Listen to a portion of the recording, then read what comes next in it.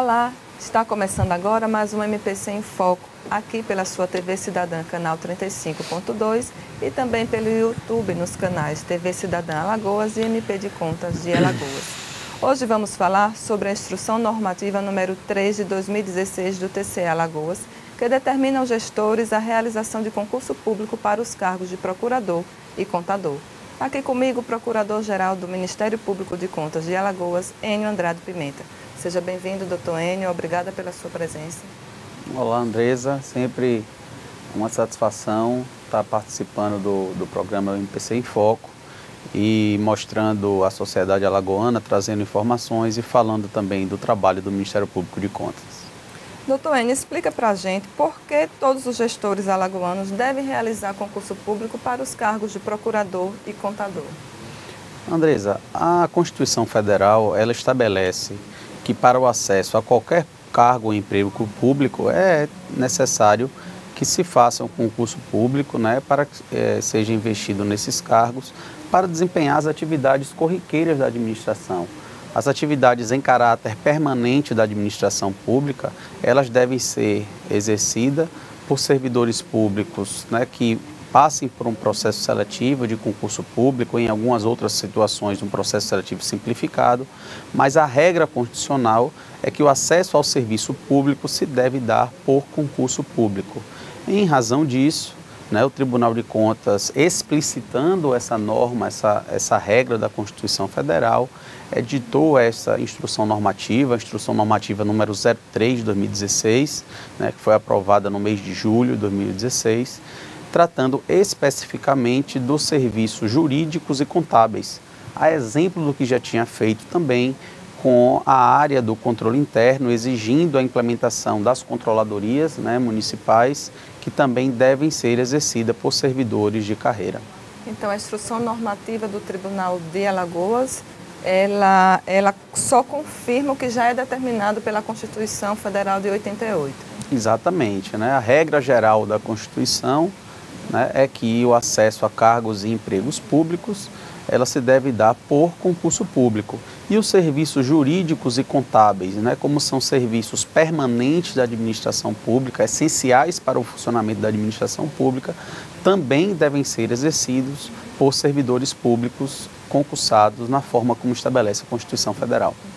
Doutor Enio, sempre em períodos de transição de governo, principalmente o governo municipal, que é o que estamos tratando aqui, costumamos ver notícias de que documentos sumiram da prefeitura e que o gestor que está assumindo o cargo naquele momento tem uma certa dificuldade. Se nesses municípios houvessem procuradores e contadores efetivos do município, esse problema não poderia ser evitado. Na verdade, é um problema que seria muito minimizado, Claro, a gente não pode dizer que não aconteceria ou que não vai acontecer, porque, na verdade, a administração pública ela é feita por seres humanos, Então, em determinadas situações, pode haver alguma conduta desviante e que ocasione esse tipo de problema. O que a gente enxerga é que, com a implantação das procuradorias municipais e a instituição das contadorias, dos cargos efetivos de contador, esses serviços sendo prestados por servidores efetivos com um vínculo permanente com os municípios, vai haver um maior cuidado na guarda de documentos, na própria preservação da história, da memória institucional do órgão, evitando que a cada 4 anos seja feita a contratação de novos escritórios jurídicos, novos escritórios contábeis, que por vezes acabam perdendo essas informações, porque são contratados temporariamente, prestam serviço em determinada situação e depois saem do município.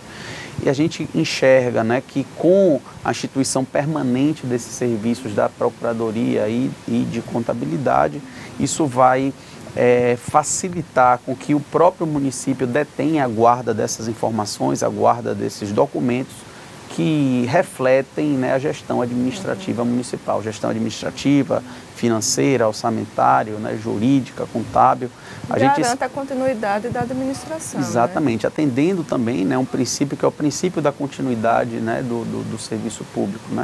Então a gente imagina, na verdade a gente tem certeza que o cumprimento dessa instrução normativa é um passo importantíssimo para que os municípios tenham um maior controle, uma maior segurança das suas informações da execução financeira, orçamentária, né, e das atividades que desencadeiam os próprios atos administrativos nos municípios alagoanos.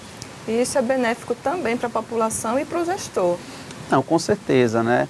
A gente tem participado de alguns eventos da Escola de Contas, né, e ouvido dos gestores, de prefeitos, a experiência positiva que tem tido com a implantação das controladorias municipais, que na verdade ela serve inclusive para municiar o gestor e para proteger o gestor de condutas irregulares que possam acontecer ao longo da execução da gestão de contratos, né, da gestão financeira. Esses profissionais dão um suporte maior ao gestor na hora de fazer aí as suas contratações, de executar o orçamento. Claro, claro.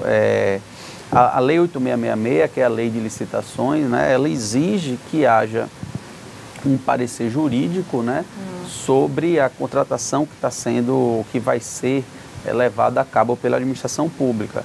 E a gente imagina que esse parecer, sendo dado por um profissional concursado, que tem um comprometimento com o município, né, que sabe que vai permanecer por um período prolongado naquele município, é mais uma instância de controle, né, um controle interno administrativo, né, das contratações públicas, né, e isso serve inclusive para resguardar o próprio gestor, no sentido de que ao proceder à assinatura de um contrato, ele o estará fazendo seguindo as normas, né, constitucionais e legais, que são, vamos dizer, bastante minuciosas e que exigem um profissional devidamente qualificado e capacitado para fazer essas manifestações nesses processos.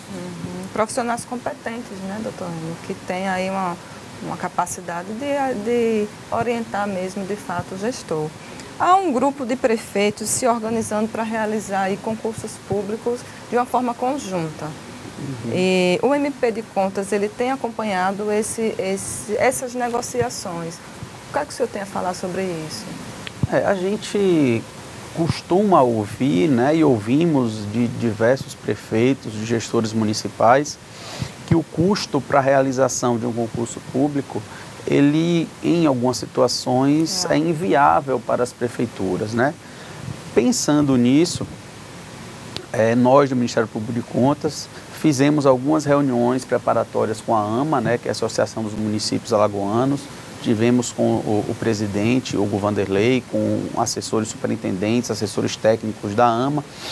E a AMA fez um trabalho de coordenação e conseguiu trazer a Alagoas um instituto de Pernambuco, que é ligado à Universidade de Pernambuco, que está se dispondo a fazer esses concursos públicos sem que haja necessidade de aporte financeiro por parte dos municípios. Esse concurso público pode ser ou vai ser realizado, custeado única e exclusivamente com os valores das taxas de inscrição cobradas dos candidatos.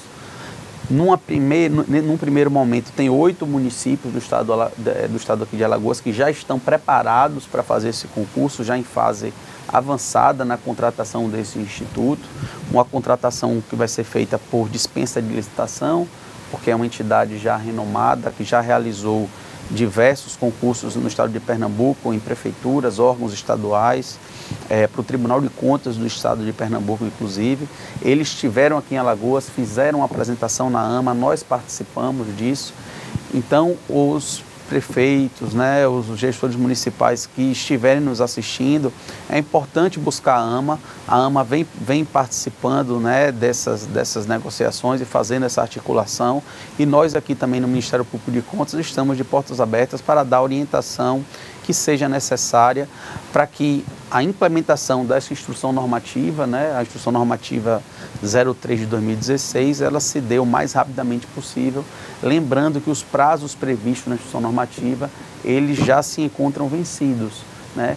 Então, é importante que haja um cuidado, que haja uma boa vontade dos gestores para que comece a adotar as medidas necessárias para a implementação das regras colocadas e, vamos dizer assim, explicitadas, né, na instrução normativa 03 de 2016. O O senhor falou em prazos, né? A Constituição Federal já dizia em 88 que para entrar no serviço público tinha que ser mediante concurso público. A Instrução Normativa número 3 de 2016, que é o que a gente está tratando aqui, o prazo venceu dia 31 de dezembro de 2017. Né? E o senhor comentou agora que apenas 8 municípios, né, estão aí já em fase em vias de realizar o concurso público. Quais as penalidades para os gestores que não cumprirem essa determinação, doutor Enio? Veja só, Andresa, a instrução, ela prevê que os contratos que sejam celebrados pela administração pública e que não tenham esse parecer jurídico de um procurador efetivo do município, eles podem ser julgados irregulares. Do mesmo modo que os demonstrativos contábeis e balancetes, as informações contábeis que são enviadas pelos municípios ao Tribunal de Contas, elas devem ser assinadas também por um servidor, por um contador efetivo do município. Também sob pena de ser levada em conta no julgamento das contas, né, uma eventual irregularidade nas contas, uma eventual ressalva pelo não cumprimento da instrução normativa. Mas é importante colocar que essa instrução ela estava sendo impugnada pela OAB, pedindo a suspensão da sua vigência ou a sua revogação, né, com alguns argumentos que a OAB trouxe, mas que o plenário do tribunal, agora nesse início do mês de março, no final do mês de fevereiro, o tribunal confirmou a vigência da instrução normativa, né, e por isso nós agora já incluímos na programação da Escola de Contas, em eventos regionais que são feitos aos prefeitos e servidores municipais, nós já incluímos na programação essa colocação da necessidade de cumprimento da IN, estamos fazendo esse programa também, já fizemos matéria no site. Então a gente imagina que a partir dessa confirmação do tribunal, essa implementação da IN ela vai ganhar força, né? O tribunal, na hora da sua análise das prestações de contas, costuma ter vai levar em consideração o fato de que essa IN estava sendo impugnada, né? Apesar dos prazos já estarem cumpridos, eu acho que vai haver uma certa flexibilização nessa eventual penalização. Mas é importante levar em consideração que nós precisamos que os gestores comecem a adotar medidas concretas para a implementação da IN, né? No caso em que não hajam as procuradorias instituídas ainda, os cargos de contador, que o município se organize, encaminhe os projetos de lei, né, para as câmaras municipais, que posteriormente comece a lançar os editais do concurso público, porque um concurso público, uma contratação de servidores, ela envolve alguns passos que não dá para ser feito da noite para o dia. Então o tribunal ainda vai levar em consideração essas questões. Não é só chegar e fazer o concurso, tem que primeiro ter um projeto de lei constituída para criar esses cargos. Claro, exatamente. Onde não há os cargos criados, né, de procuradores e contadores, vai ser necessário o caminhamento de um projeto de lei às câmaras municipais. Posteriormente, após a aprovação da lei, o município vai ter que fazer um estudo, né, do impacto, né, disso na despesa de pessoal e começar o procedimento para a contratação da empresa que vai fazer o concurso. Essa questão das despesas de pessoal é uma questão importante também, porque isso foi levantado como uma certa dificuldade dos municípios para o cumprimento da IN. É importante ressaltar que, no mais das vezes, o que vai acontecer é uma substituição de uma despesa que já está sendo executada, né, com escritórios contratados temporariamente, né, com escritórios de contabilidade, escritórios jurídicos, e essa despesa que vai ser, né, com esses escritórios, ela vai deixar de ter essa despesa para ter o serviço sendo executado por servidores efetivos. Então, esse estudo também é importante que seja feito, e a gente imagina, inclusive, que a efetivação dessa IN vai trazer até uma economia para o erário municipal. De repente é até mais em conta, como você falou, né? Tem um efetivo do que ter uma pessoa, um escritório particular. Exatamente, né? A gente tem alguns estudos, né, que foram feitos pela APROMAL, que é a Associação dos Procuradores Municipais, inclusive saiu uma publicação recente, né, fazendo alguns estudos de que em algumas situações é mais econômico você fazer a contratação de servidores efetivos do que você estar pagando escritórios, né, de contabilidade, serviço de contabilidade jurídico por intermédio da contratação dos serviços. E tem dois pontos que eu queria colocar também, que são importantes, porque a instrução normativa, ela não proíbe a contratação de escritórios jurídicos. Certo? Então, mas a contratação dos escritórios, ela não pode ser para o serviço corriqueiro da administração pública, aquele serviço permanente. Em caso de serviços singulares que exijam conhecimento especializado, a própria instrução normativa prevê a contratação de escritórios por inexigibilidade de licitação, né, para aqueles serviços pontuais que exijam a qualificação que as procuradorias municipais, em algumas situações, não vão conseguir oferecer esse serviço ao município. E também, né, nos municípios que tenham um porte maior, a própria instrução normativa prevê isso, existe ainda a possibilidade da figura do procurador-geral nomeado em caráter comissionado, aquele que tem o status de secretário de Estado, também para preservar essa questão levantada em algumas situações pela OAB, de que para contratar determinado serviço jurídico é necessário um elo de confiança entre o gestor e o advogado. Então a gente imagina que é um modelo que vai atender tanto essa questão do princípio da confiança, porque o procurador-geral ele vai poder ser nomeado livremente pelo prefeito, né? Ele vai atender a questão da regra constitucional de que os serviços permanentes devem ser prestados por servidores de carreira, porque você vai ter procuradores e contadores exercendo essa atividade permanente, corriqueira, né? de forma permanente na administração pública. E ainda a possibilidade que em determinados serviços especializados singulares seja feita a contratação de escritórios tanto de advocacia quanto escritórios contábeis para executar determinadas tarefas específicas. Então há várias possibilidades, né? Tanto do gestor manter, em casos de municípios maiores, como o senhor falou, tanto do gestor manter uma pessoa de confiança, ter o procurador efetivo, né? A gente falou da questão de orçamento, que você vai substituir um escritório por um servidor efetivo, isso aí pode também gerar certa economia.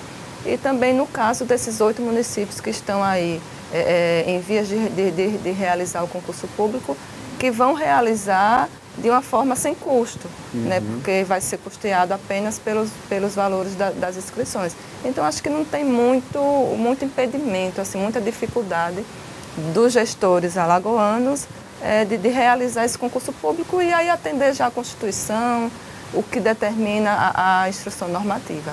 Se o senhor quer falar mais alguma coisa, deixar um último recado aí para os nossos telespectadores, fica à vontade.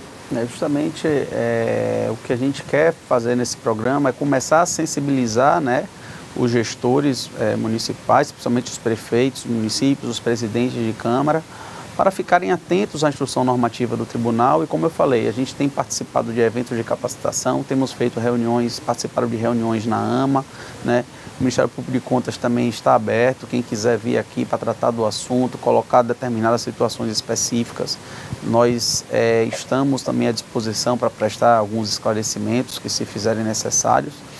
E agora é a gente impulsionar na implementação dessa instrução normativa, que a gente imagina que vai trazer ganhos efetivos na gestão municipal, e você tendo uma gestão administrativa consolidada, né, de forma organizada, isso acaba trazendo benefícios para toda a população do município, a população, a sociedade alagoana. Que é o principal, né? Que é isso que nós buscamos, né? Na verdade, uma procuradoria forte, um controle interno, um serviço de contabilidade bem organizado, ele é um meio para que as políticas públicas, né, no atendimento das demandas sociais, elas consigam chegar de forma mais efetiva e que tragam a satisfação para a população.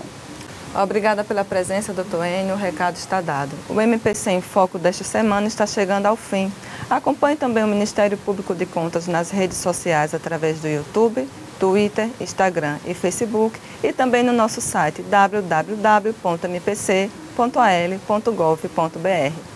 Até o próximo programa.